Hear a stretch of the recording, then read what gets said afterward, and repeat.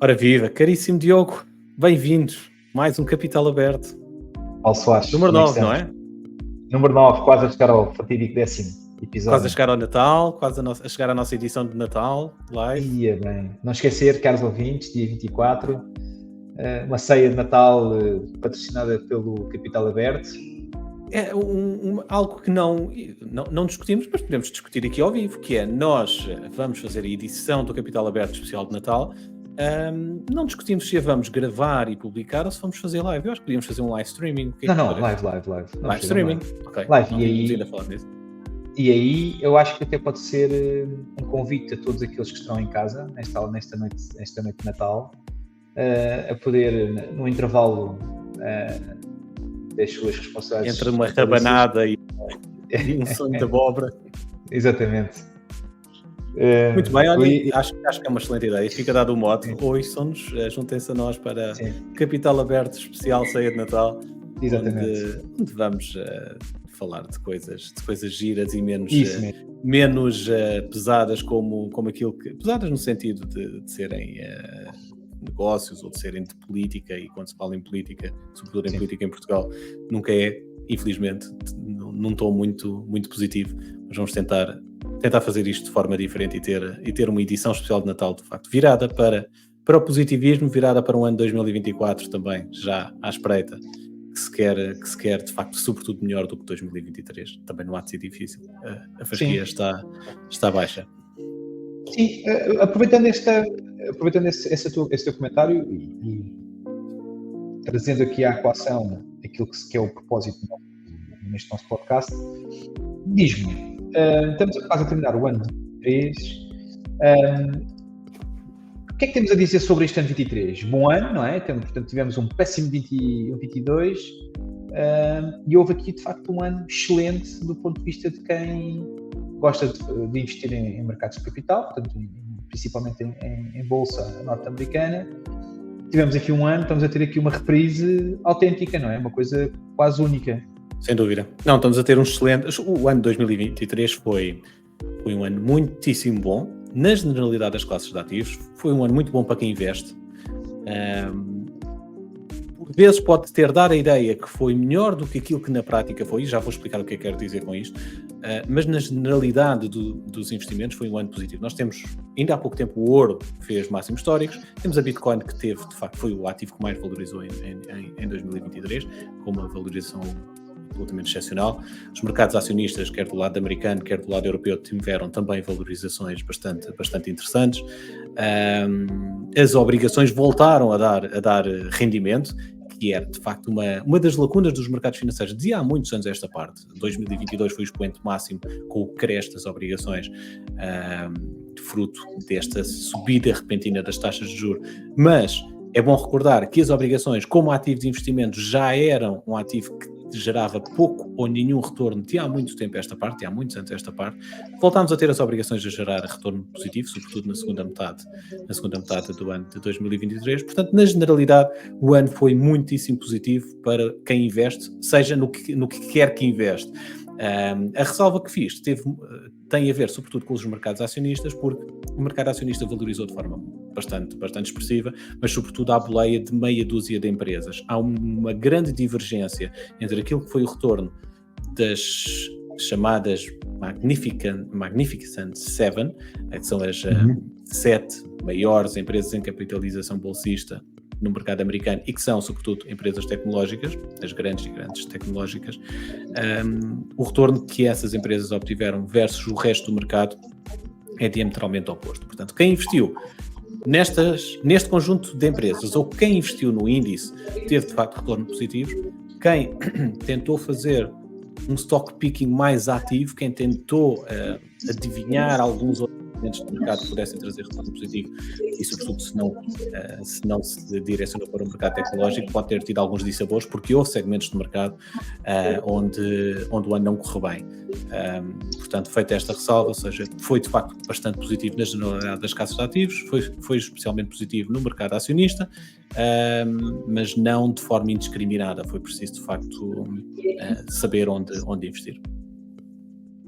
Muito bem, eu pegando nesse teu wrap-up de 23 sobre aquilo que foi estas mais-valias, este rally de investimento, possível investimento, portanto foi um ano belíssimo para quem quisesse investir nestes mercados. Eu daquilo que é a minha sensibilidade, e pegando aqui em alguns números, não queria deixar de partilhar que apesar de 23 sentir-se a partir de setembro em diante um ligeiro...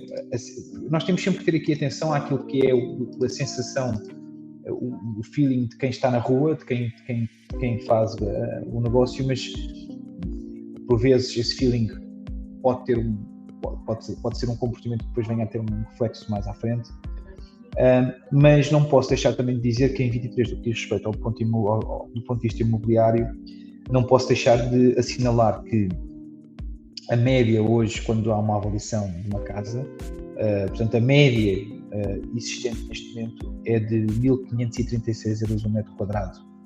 Portanto, que Lisboa? Portanto a média Nacional. A nível nacional, portanto a média que existe é de 1.536 euros por metro quadrado. Eu vou dar-te a referência desta mesma média em 2019. Tens ideia do valor que deve ser em 2019? Não sei, não tenho a mais pequena ideia, vou apontar, vou arriscar nos 1.200, qualquer coisa como. Pronto, tinhas 983 euros ao metro quadrado em 2019. Incrível. De 19 para 23, estamos a falar de 4 anos. Estamos a falar de 4 anos e é um aumento de facto enorme para quem tem, de facto, as suas habitações do ponto de vista, seja de investimento ou seja mesmo para a habitação própria. Portanto, isto não é transversal, portanto, isto não é válido para, como digo, isto é uma média, mas isto faz valer um reflexo de uma valorização grande daquilo que é o mercado de habitação, e que tem a consequência de termos hoje os valores super especulados do ponto de vista por haver de facto uma escassez enorme de oferta no mercado, e portanto estamos nós hoje nesta dimensão. O que, se fores a perceber para o comum do português, nós não temos nenhum indicador do ponto de vista do income, né, digamos, daquilo que é a capacidade do português dar resposta a este crescimento é muito fraca. Não há, digamos, um match que possa acompanhar este crescimento, não é? Um português não valoriza quase que não.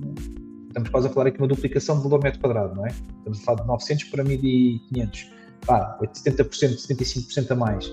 Ninguém fica a ganhar 75% mais em termos do ponto de vista de ordenado ou de rendimento que possa ser mensal ou anual. Portanto, claro, isto tem que ter uma reflexão. Quando se fala tanto em crise da habitação em Portugal, parte da explicação está aí. Exatamente. Estão nos números, não é? Houve muita gente a vender casa, houve muita gente a passar, houve muita gente que dotou da estratégia de vender a casa, passou a fazer arrendamento, passou a ser uma pessoa de proprietária para ter arrendamento, na esperança de que os valores baixassem no mercado, porque pudesse ter aqui uma fase de especulação.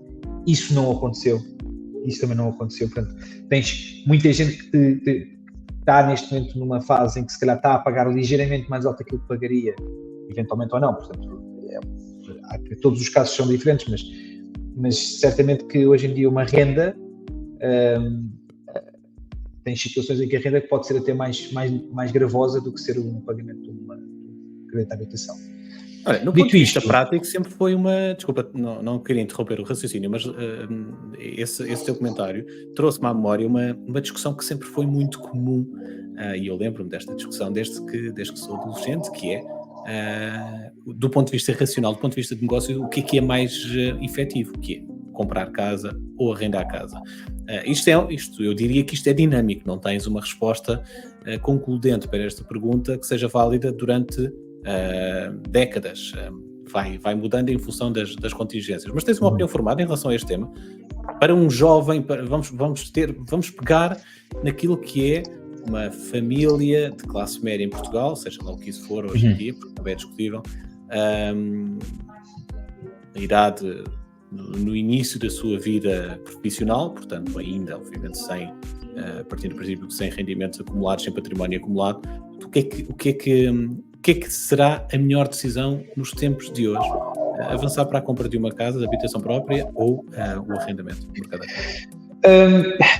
Eu acho que não há uma resposta fechada para essa tua pergunta, porque se me disseres que um jovem quer ir viver para o centro de Lisboa,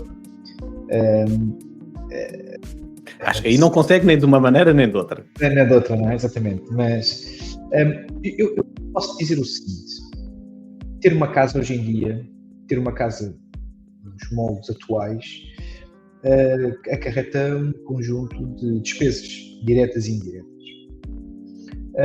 Eu penso que nós vamos ter brevemente, cada vez mais, vamos aqui passar para um jovem, para a resposta do jovem. Eu acredito que nós, nos próximos 2 anos, vamos ter aqui, de facto, uma resposta do ponto de vista acho que estão a aparecer novas ideias, novo tipo de habitação, vai aparecer, de certeza, um conceito de co-living em que jovens e casais jovens vão poder conciliar aquilo que são as profissões do futuro dentro de um estilo de habitação, em que pode aí também ser portanto, também uma boa aposta. Eu quero dizer com isto que eu penso que vai-se desconstruir a ideia de que o português jovem tem que ser proprietário de uma casa.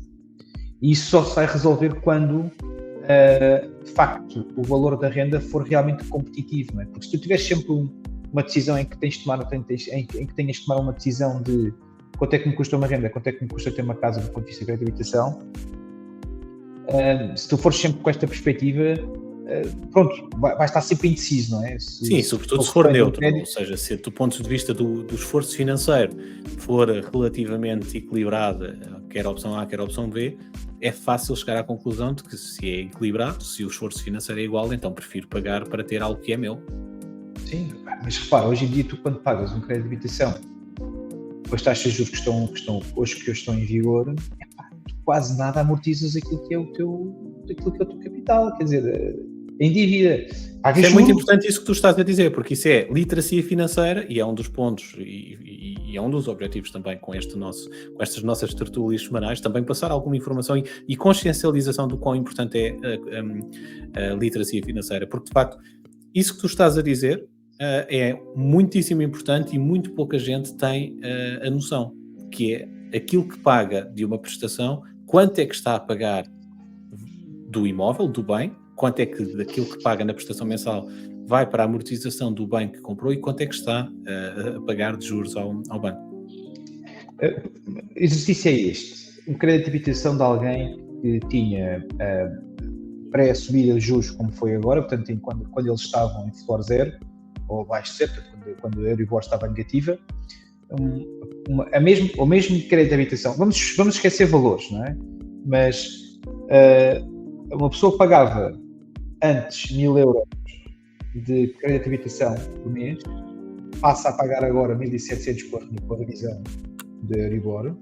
Isto são números que são públicos, há um conjunto de ensaios e de exercícios que estão na internet neste sentido. E repara, certo, tu antes estavas a pagar um spread ao banco baixo, mas estavas a pagar um spread ao banco, e que disso era 1.000 euros da tua prestação de crédito de habitação, amortizavas capital e pagavas um spread residual ao banco, e tu neste momento passaste para um universo de 1.700. Significa que tu estás quase a pagar o mesmo de juros daquilo que estás a pagar quase de amortização de crédito, da amortização digamos, do teu crédito, capital do teu crédito. É muito. E nos prazos mais longos, admito que até seja substancialmente superior àquilo que pagas de juros versus aquilo que estás a amortizar na casa. Sim. Também o prazo que tens até à maturidade, depois também vai influenciar o rácio entre aquilo que amortizas e aquilo que estás a pagar de juros. Mas isto, para te responder, eu acho que vai-se construir, eu acho que com as ofertas que virão no mercado brevemente, eu acho que se vai desconstruir a ideia e a necessidade de as pessoas terem a vontade e o desejo, até porque as taxas de juros vão estar sempre altíssimas, as pessoas comprarem agora uma casa. Acho que o mercado tem que começar a ter grandes ofertas, como existe já em grandes cidades europeias, boas e reais ofertas, all-in-one solutions, portanto, coisas que sejam com roupa, com serviços de lavandaria, com serviços de limpeza, com serviços... Olha, mas estou a ouvir muito otimista em relação a novas soluções para o imobiliário. Primeiro, noto com apraz, agrade que, de facto, o teu tom positivo. É sempre bom ouvir-te com um tom positivo, mas de onde é que ele vem? Porque, de facto, até agora, daquilo que... O problema da habitação em Portugal já não é novo, já vem de trás. Houve algumas soluções que foram anunciadas nos últimos anos que, de grau de concretização, esteve perto de zero, em alguns casos até zero mesmo. De onde é que vem esse teu repentino positivismo? Não é repentino. Eu daquilo que eu tenho observado e daquilo com quem tenho falado, quem está no mercado, e até tive a oportunidade de falar com um ou dois players muito grandes do nosso mercado de construção em Portugal, e eles mesmos, portanto, estão muito focados e com um olhar atento sobre estas novas tendências. Estamos sempre estamos sempre a falar num caminho que tem que ser desbravado, não é? Portanto, estamos a falar sempre de algo de novo que tem que ser criado. Portanto, isto vai sempre afetar marginalmente para aquela população que necessita. E atenção, porque eu estou também a focar-me muito naquilo que é uma camada jovem, que tem 30 anos. Mas não posso deixar de dizer que começa a ser cada vez mais comum, e eu começo a estar muito atento, tenho observado muito conteúdo na internet, mesmo para famílias. A América começa também a fazer este investimento cada vez mais as famílias querem ser móveis. As famílias querem sair de um sítio e ir para o outro, e solução all-in-one, de chave na mão, casa decorada, casa pronta a habitar. E isso, acho que, como sempre, não é? A América está neste momento a fazer esse tipo de investimento, esse tipo de negócio, e, como sempre, vem com uma latência para a Europa. Mas já se começa a falar disto. Já é uma realidade para famílias mais jovens e para camadas mais jovens, esta questão do sentido de mobilidade começar a ser...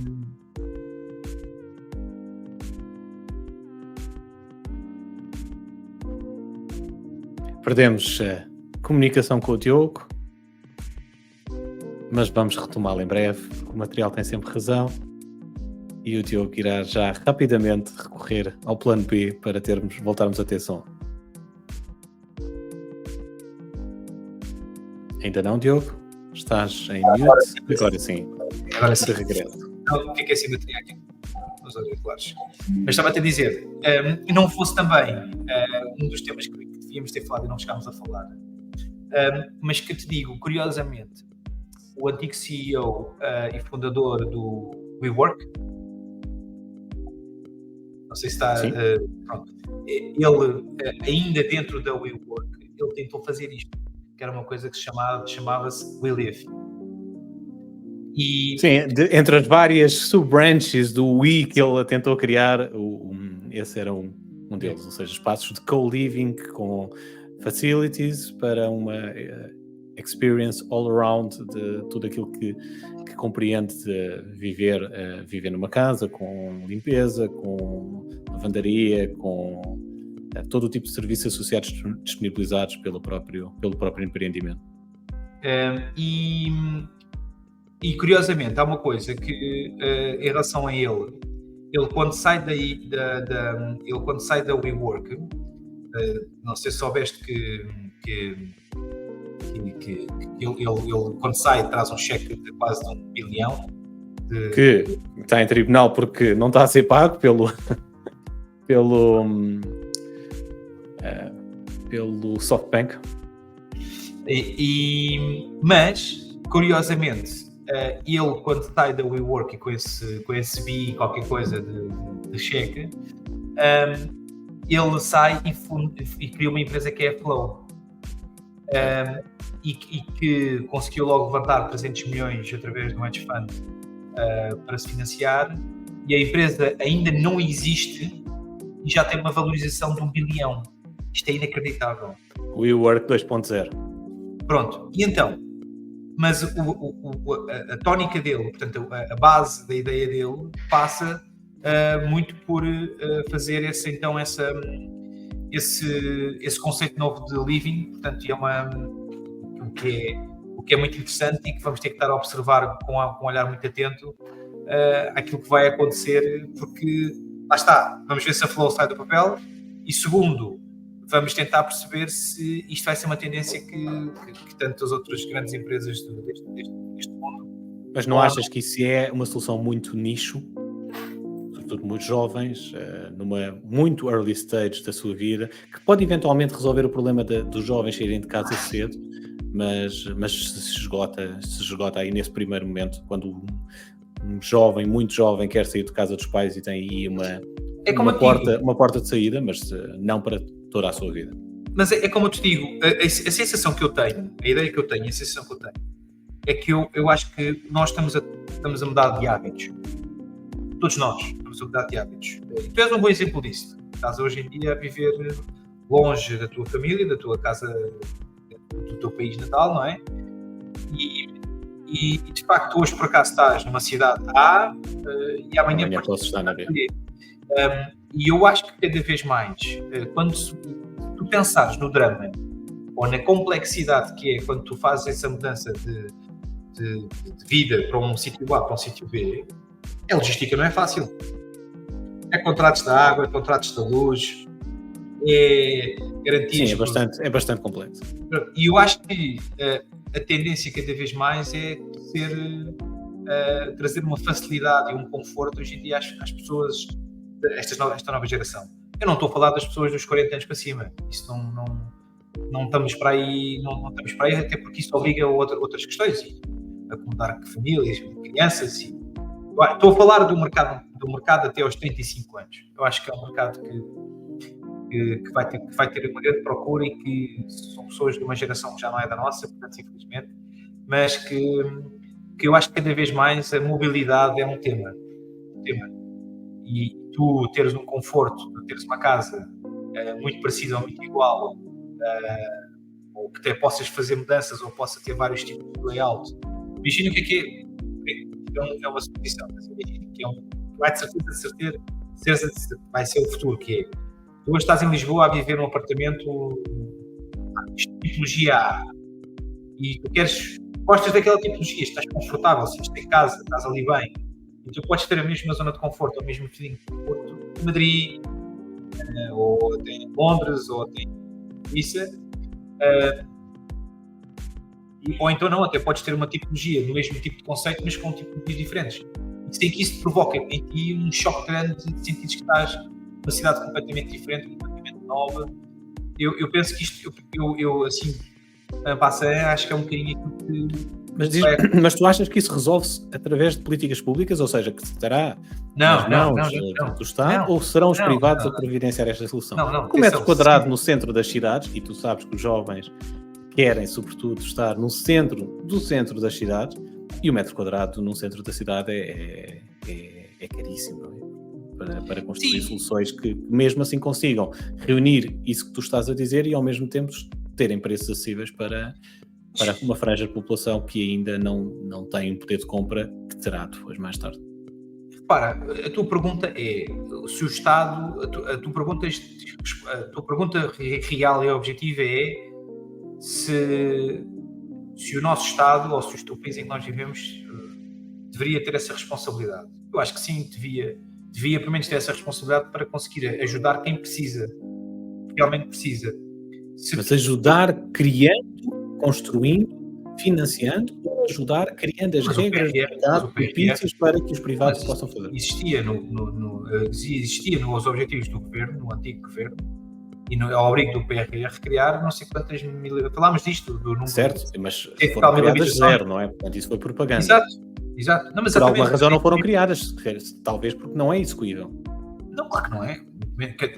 Cada mês que passa, a tua necessidade de criar as casas por dia, o número de casas por dia que têm que ser feitas e criadas aumenta exponencialmente. Portanto, cada dia que vai passando, vais tendo uma maior dificuldade em conseguir dar resposta real àquilo que é as necessidades das pessoas.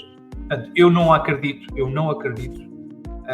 que a resposta passe pelo público, passa pelo privado e passa por conseguir garantir soluções imediatas, rápidas, a pessoas que precisam de estar perto das universidades, perto dos trabalhos, perto das metrópoles, portanto, para se conseguir, para as pessoas conseguirem viver, não é? E para se regular um bocadinho, porque quando depois também começam a aparecer estas novas ideias, começam também depois, o mercado vai se adaptar, não é?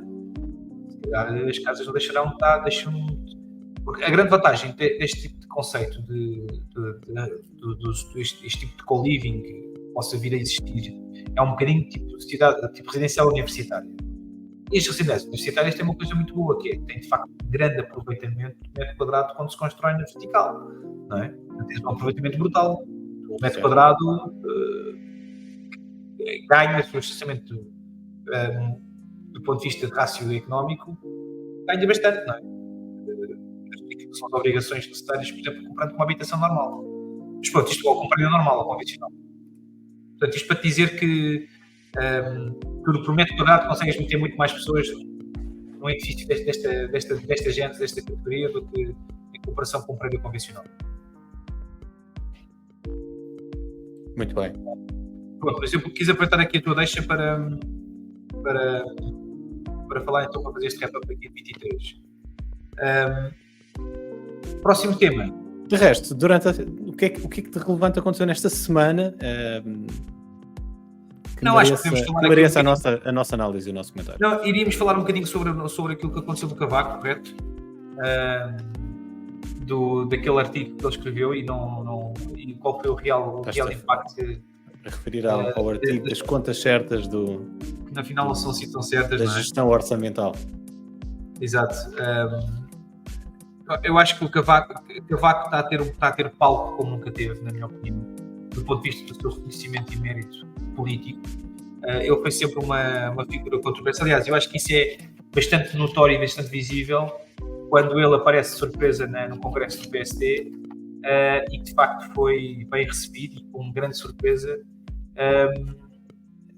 Pronto, significa que de facto começa a ser uma figura que, apesar de não ter cara de muitos amigos, ele consegue, sem dúvida, ser uma referência daquilo que é ser individualmente sério. Sempre que os seus governos, no passado, também sofreram naturalmente por equipas que eram pouco sérias do ponto de vista de alguns políticos com quem ele se rodeou e que, de facto, foram também, muitos deles julgados e muitos deles tiveram que seguir o seu caminho pela via da judiciária. Para contextualizar, estamos a falar de um artigo que o Cavaco Silva escreveu num jornal que não me recordo. No Público, acho. Não sei se foi no Público ou no Jornal de Negócios, um dos dois. Que basicamente falava daquilo que tem sido, rebatia aquilo que tem sido um veículo de propaganda do atual governo, que é a capacidade de cumprir os orçamentos de Estado nos últimos 2 anos. E, na verdade, aquilo que o Cavaco diz é uma coisa muito simples. Cumprir um orçamento não é um objetivo em si. O objetivo em si da política orçamental é resolver as necessidades de financiamento dos vários serviços públicos que o Estado tem sob a sua administração. E, de facto, apresentar orçamentos, as contas certas, no sentido que, ok, cumprimos o orçamento, portanto, não temos déficit orçamental na execução do orçamento, tem valor zero quando depois temos serviços públicos que estão a cair aos bocados, como acontece em Portugal, e que estão em evidente falência. Porque, de facto, a política orçamental tem, sim, como primeiro objetivo, resolver esses problemas, pôr os serviços a funcionar. E pôr os serviços a funcionar, independentemente daquilo que for as necessidades de financiamento que sejam necessárias para resolver esses problemas. Portanto, ter um excedente orçamental ou chegar ao final do ano com execução zero, ou seja, não ter nem excedente nem déficit no cumprimento do orçamento, não deve ser um objetivo em si. O objetivo em si é ter os serviços verdadeiramente a funcionar. E acho que foi, de facto, foi pertinente, sobretudo quando vivemos um momento em que, quer começando nos hospitais, passando pelas escolas, temos os serviços públicos em Portugal em grave falência. Sim, aqui o Cavaco diz é que o que ele diz é que basicamente isto é uma armadilha para ele e os portugueses, não é? É o título que ele... É porque, de facto, eu vou bater na mesma tecla. Eu vou bater na mesma tecla que é: continuamos a dar paliativos à nossa sociedade. Em muitas frentes. Nunca se gastou tanto no SNS. Isto para mim é um problema que é: tu dizes, por um lado, que nunca se gastou tanto em saúde como se gasta hoje. nunca se gastou tanto num setor que nunca esteve tão mal. Portanto, alguma coisa está errada aqui. Claro. Quer dizer, tu não podes dizer que estamos a fazer um investimento único na saúde como nunca se foi feito e tu teres um problema em que continuadamente tens problemas gravíssimos e tens, do ponto de vista operacional, tu tens tu hoje em dia teres a hipótese, imagina que estás, eu acho que é impensável, tu onde estás hoje, eu não vou comparar Portugal com isso, porque não são coisas comparáveis, mas eu hoje tiver um problema que a minha filha se agarrar nela e partir a cabeça, eu tenho que obrigatoriamente dirigir-me a Lisboa para conseguir garantir que eu vou ter uma ortopedia às 2 da manhã. Sendo que antes de te dirigires a Lisboa, tens que ligar para a Saúde 24 para saber onde te dirigir, porque nem todas as urgências vão estar disponíveis para te receber. Portanto, tens que saber, tens que te preparar, ou seja, estás numa situação de emergência e tens que ter a racionalidade e a capacidade de pensar que tens, em vez de te dirigires automaticamente para um serviço de urgência que tu conheces e sabes, porque todos nós sabemos onde é que existem os hospitais na nossa zona de residência e onde é que nos podemos dirigir. Mas não o podemos fazer neste momento. Temos que ir à internet ou contactar telefonicamente o Serviço Nacional de Saúde para saber onde nos podemos dirigir numa situação de emergência, o que é absolutamente inédito, acho que é caso único em praticamente todo o mundo. Mas repara, e isto depois tem um problema que e foi anunciado esta semana. Tu tens 3,5 milhões de portugueses, esta semana a notícia, tu tens 3,5 milhões de portugueses que pagam um seguro de saúde privado para poderem usufruir de hospitais particulares. 3,5 milhões de euros, 3,5 milhões de portugueses não é propriamente um número que seja ignorável, não é? Não é uma coisa Sendo que com a agravante desses mesmos 3,5 milhões continuarem a ter que financiar obrigatoriamente o Serviço Nacional de Saúde. Obrigatoriamente, quer uses ou não uses. Exato. Ou neste caso, quer ele seja bom ou não seja bom. Tens que o descontar para isso, não é? Não faz sentido. Eu acho que isto é perverso. Na associação da ideia de que tu estás a pagar por uma coisa que de facto tu precisares dela dificilmente não está lá, não está disponível. Então, e nós somos os privilegiados porque vivemos numa cidade.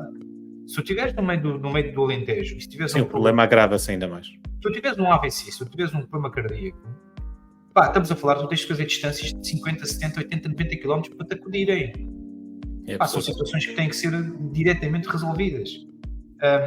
Problema disto, mais uma vez, reformas. A reforma subentende-se. Há um problema de médicos. Como é que se resolve o problema de médicos? Diz-se que Portugal, per capita, é o terceiro maior país a produzir médicos por per capita. Ok, então significa que nós produzimos médicos suficientes. Qual é o problema a seguir? Nós não temos que começar a reter talento, as pessoas vão para fora. Mas é porquê? É pelas condições de trabalho ou é pelos salários? Ok, vamos discutir aumentos salariais, todos os médicos vão aqui aumentar 35%, 40% dos seus ordenados. Porquê? Porque eles fogem para o privado e fogem para o estrangeiro? Não. Tem que se reformar de alguma maneira, não é? Sim, tem que se debater, tem que se perceber, tem que se reformar e sobretudo tem que se debater sim, mas se calhar não, garantidamente debater menos e fazer mais. Ou seja, nós passamos muito tempo em Portugal a debater sem implementar, sem testar soluções. E muitas vezes, quando implementamos as soluções antigas que não funcionaram. Portanto, estamos constantemente a canalizar recursos para as mesmas soluções que já se demonstrou que não estão a funcionar, sem tentar modelos alternativos. Mas é como eu digo, enquanto o sistema português é aquilo que, se Portugal é assumidamente um Estado, se é um país socialista, não é? A sua gênese é sermos socialistas, significa que a gente deve viver do Estado. Pronto, tudo bem. Digamos assim, digamos de uma forma muito macro. Mas tu tens a saúde, tens o ensino, tens a habitação com problemas severos do ponto de vista da sua fundação, da sua base, não estás a conseguir resolver, continua a parar e continuas a ter que pagar as suas responsabilidades sociais. E isto só vai lá com reformas, só vai lá com alguém que agarrar nisto e começar paulatinamente a resolver as questões da sua base. E a educação, enquanto a educação não estiver boa, pública, o privado vai continuar a crescer. Enquanto a saúde pública não estiver boa, o privado vai continuar a crescer.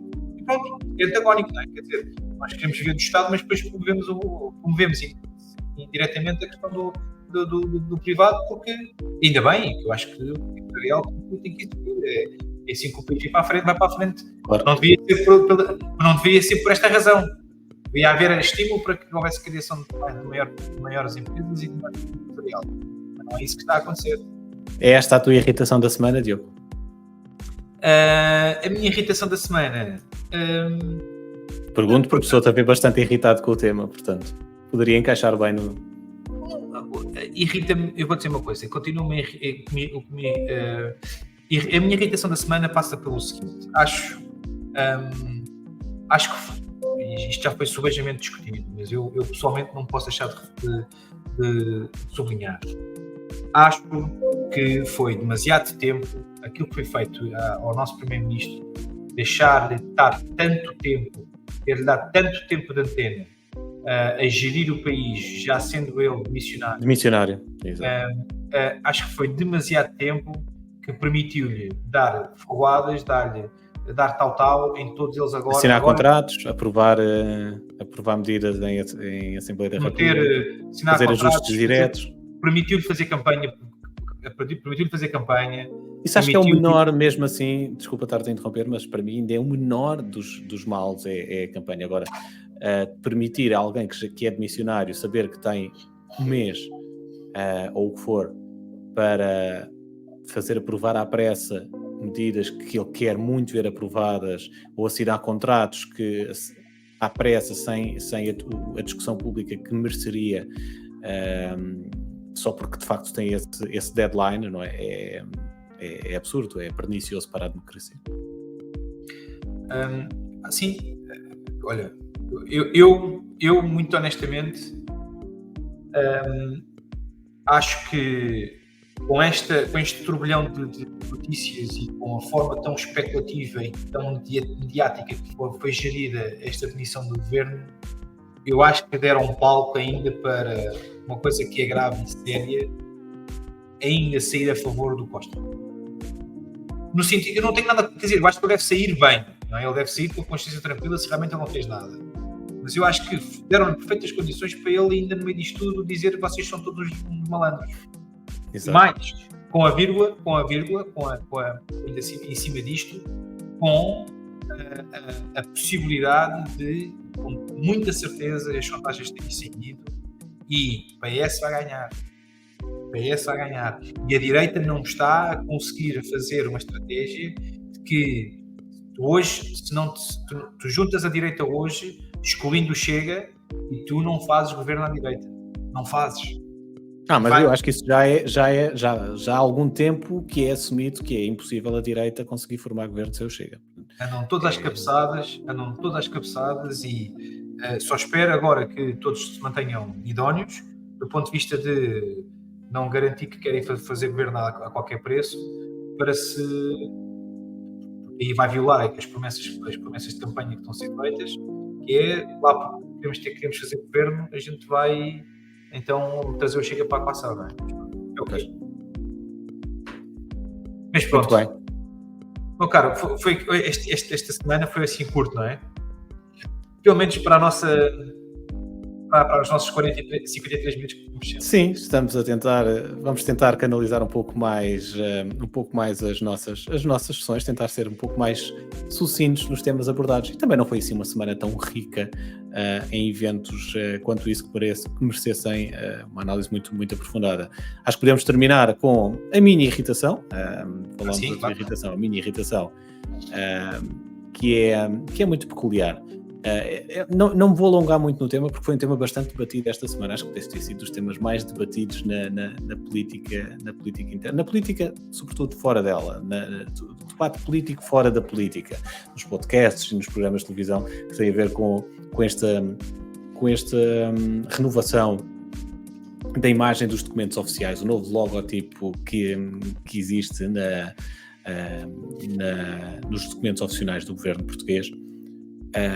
Que foi bastante polémico por várias razões. Primeiro, pelo valor, pelos 74 mil euros que custou essa renovação de um logotipo para constar nos documentos oficiais do governo. Depois foi polémico pelo logotipo em si, a maior parte das pessoas acusou de ser de mau gosto, ou acusou de ser uma tentativa de eliminar os símbolos identitários da nação. A mim irritou-me, sobretudo, a explicação, não o valor em si, não comento o valor, porque isso eu não tenho conhecimento de causa, nem tenho bases para comentar o valor pelo que foi adjudicado um produto de publicidade, de design, portanto, não tenho essas competências para analisar se foi caro, se foi barato. Há quem diga que foi, de facto, exageradamente caro para aquilo que foi. Também há quem diga que qualquer um de nós conseguia fazer um quadro do Picasso que vale milhões, e as coisas não são assim tão simples, não é? As coisas não têm o valor que alguém de fora percepciona que eles têm. Muito do valor está na capacidade de concretizar algo, portanto não vou entrar nessa discussão. E também não quero entrar na discussão da qualidade ou não do logotipo. Quero entrar na discussão, e foi isso que sobretudo me irritou, na forma como o governo justificou esta alteração que promoveu. E vou ler apenas um excerto que acho que para mim é sintomático. Está no documento oficial da Administração Pública do Estado quando anunciou este novo logotipo, e às páginas tantas pode ler-se que o que se apresenta no contexto desta orientação estratégica é um símbolo novo e distinto, representativo do Governo da República Portuguesa, que responde de forma mais eficaz aos novos contextos, determinados pela sofisticação da comunicação digital e dinâmica, e por uma, e sublinho esta última passagem, consciência ecológica reforçada. É desta forma que o governo português justifica este novo símbolo. Isto é um parágrafo inteiro que de nada, de zero, e sobretudo a consciência ecológica reforçada. Eu gostava realmente de alguém que me explicasse como é que um símbolo pode ter consciência ecológica reforçada. E é desta forma que a Administração Pública Portuguesa justifica uma adjudicação por 74 mil euros e uma necessidade de renovar um símbolo num documento oficial. Sim, repara, o 74 mil euros... Tu não, é das poucas, o marketing é das poucas áreas em que tu não consegues aferir uma métrica, tu não consegues valorizar uma ideia, tu não consegues dizer a minha ideia vale 50 mil euros. Vale aquilo que alguém está disposto a pagar. Exatamente. E o marketing é muito isso. Porque hoje nós hoje olhamos para o desenho e dizemos que qualquer um de nós faz. Claro. Mas é como tu dizes, não é? Se olharmos para o quadro do Picasso e fazer copy-paste... Parece simples, não é? O problema é que quem teve a ideia e a execução de forma original tem que ter o mérito por isso.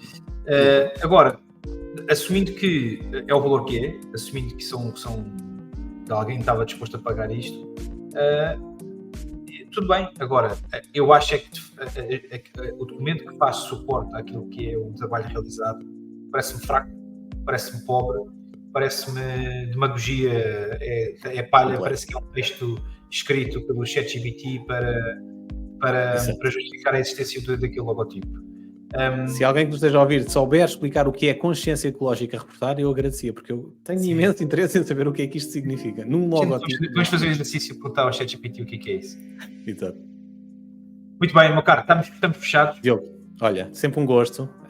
Boa semana para ti, boa semana para quem nos ouve e até para a semana. Até para a semana. Um abraço.